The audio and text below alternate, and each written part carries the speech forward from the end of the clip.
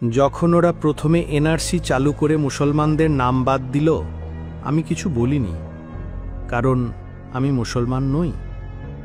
তারপর ওরা ছাত্রদের, কবিদের, সাংবাদিকদের মুখ বন্ধ করল দেশদ্রোহী তকমা লাগিয়ে। আমি তবুও চুপ করেই থাকলাম, কারণ আমি রাজনীতি করি না। তারপর ওরা এসে বাঙালি হিন্দুদের বলল, তোমরা বাংলাদেশী। আমি চুপ করে রইলাম, কারণ আমার কাছে কাগজপত্র ছিল। এরপর ওরা পরিযায়ী শ্রমিকদের জেলবন্দি করল। আমি বলিনি কিছু, কারণ আমি শিক্ষিত, শহুরে মানুষ। একদিন ওরা এলো আমার দরজায়, বলল, তোমার নাগরিকত্বের প্রমাণ দাও।